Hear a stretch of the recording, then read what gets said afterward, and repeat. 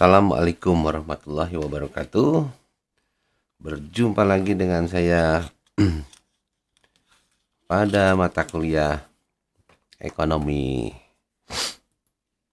Politik dan Kelembagaan.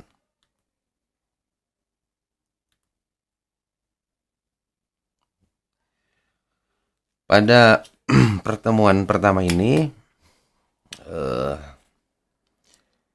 kita akan membedah dulu ya, apa sih maksud dari nama, kenapa mata kuliah ini namanya Ekonomi Politik dan Kelembagaan gitu ya. Nah, saya mulai dengan sebuah abstraksi ya melalui alat peraga ini ya. Ada pemerintah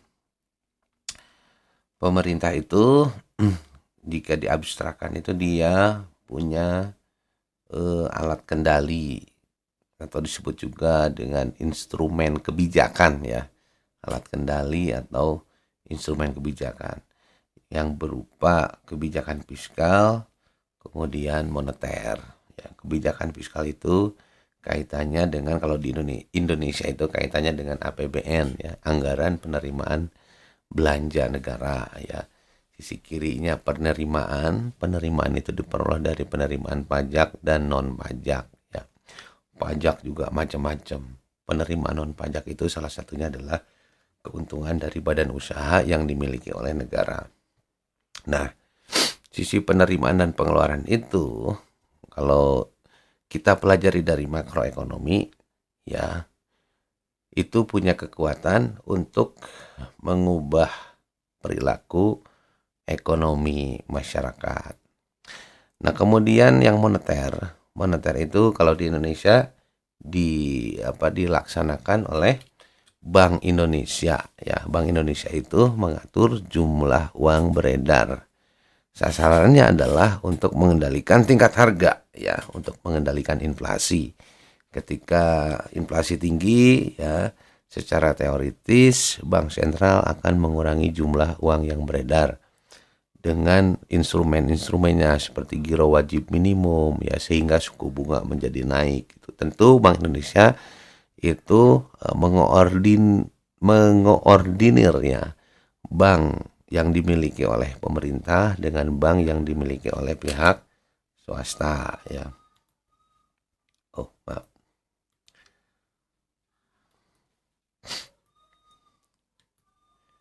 Nah, pemerintah tentu saja mengatur perekonomian ya warga negara. Nah, warga negara itu ada yang ya statusnya sebagai rumah tangga perusahaan, memiliki perusahaan, atau juga rumah tangga yang memiliki faktor produksi. Kalau di dalam pengantar ekonomi disebutnya rumah tangga produsen, rumah tangga konsumen. Nah, saya mengganti istilah rumah tangga produsen itu dengan rumah tangga perusahaan. Rumah tangga konsumen saya ganti dengan rumah tangga pemilik faktor produksi. Karena menggunakan rumah tangga konsumen itu kan harus punya uang ya, harus punya pendapatan ya. Dan tidak ada sebuah rumah tangga yang seumur-umur jadi konsumen. Dari mana sumber daya belinya kan gitu. Jadi istilah rumah tangga konsumen itu masih menyisakan banyak sekali pertanyaan ya, sehingga menjadi buram untuk dipahaminya. Nah, tapi kalau istilah rumah tangga pemilik faktor produksi ya, itu sudah menunjukkan relationship-nya dengan rumah tangga perusahaan ya. Kalau faktor produksinya tenaga kerja ya, dia digunakan juga sebagai faktor produksi di rumah tangga perusahaan. Ada juga ya rumah tangga yang atau seseorang yang punya lahan ya. Dia memperoleh pendapatannya dengan menyewakan lahannya, misalnya digarap oleh petani gitu ya, atau disewa oleh sebuah pabrik gitu. Kemudian memiliki faktor produksi berupa bangunan ya. Bangunannya disewakan ya, untuk coffee shop misalnya ya. untuk ruko gitu. Kemudian ada yang memiliki modal modal bentuk fisik lainnya ya, misalnya mesin ya, atau punya kendaraannya disewakan. Nah, artinya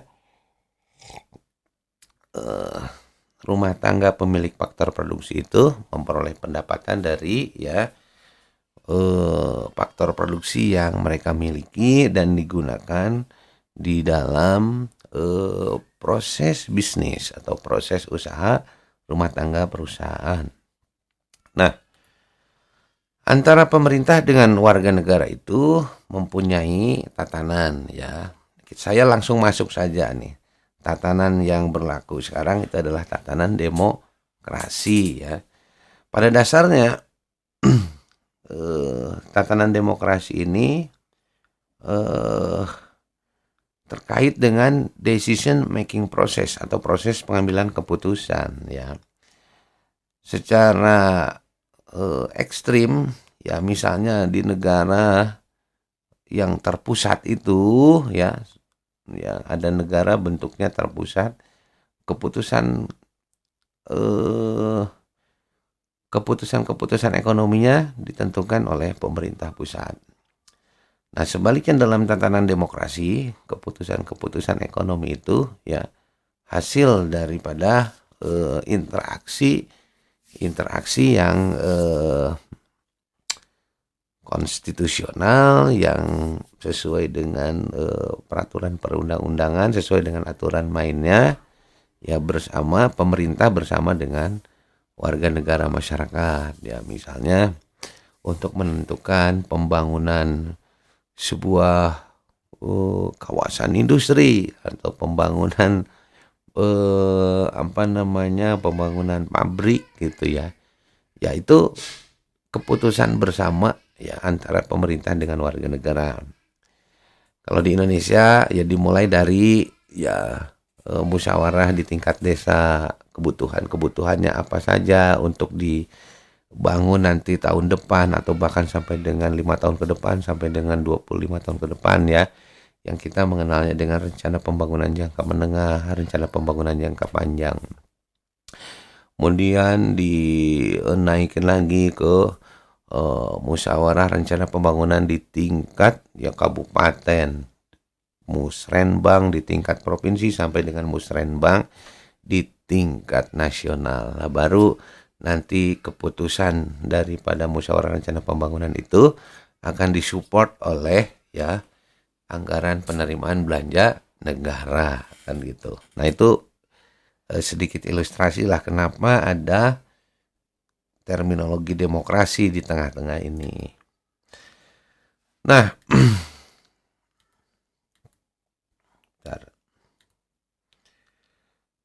jadi interaksi antara pemerintah dan warga negara itu ya dalam tatanan demokrasi gitu. Warga negara, rumah tangga perusahaan, rumah tangga pemilik faktor produksi itu dikendalikan oleh kebijakan fiskal dan moneter untuk mengarah pada satu tujuan ya.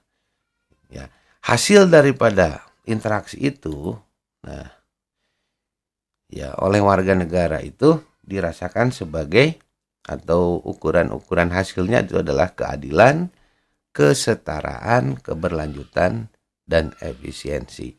Nah, ini adalah konteks ekonomi politik.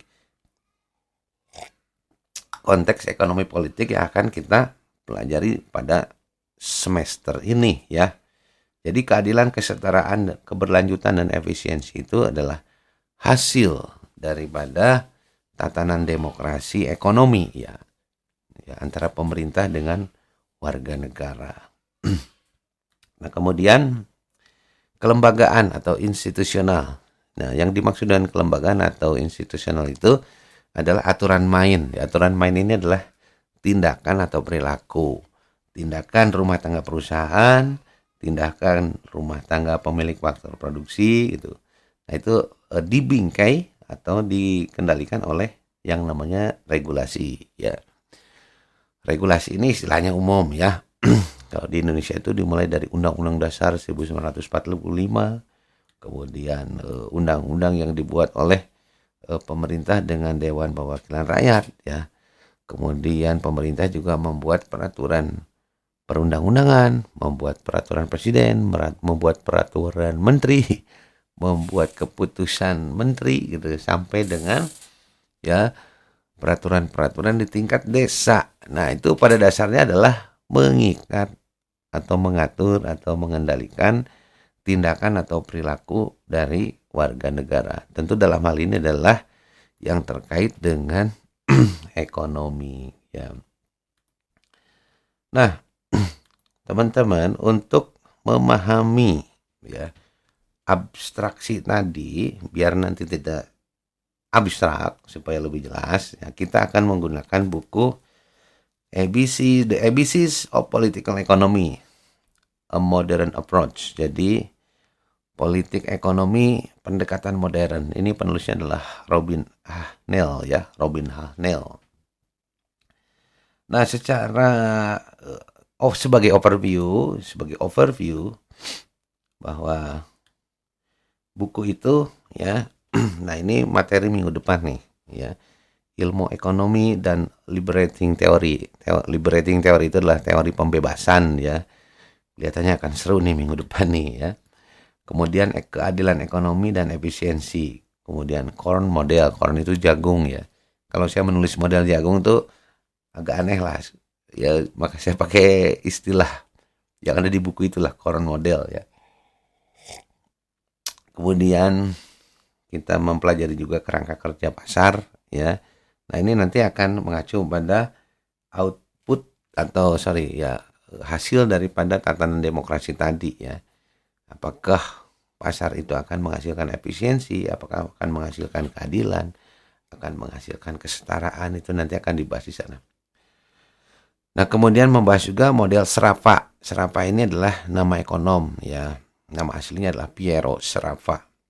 Kemudian kita bahas juga politik makroekonomi, politik ekonomi moneter, politik ekonomi internasional ya, yang kaitannya dengan interaksi ekonomi negara-negara lain.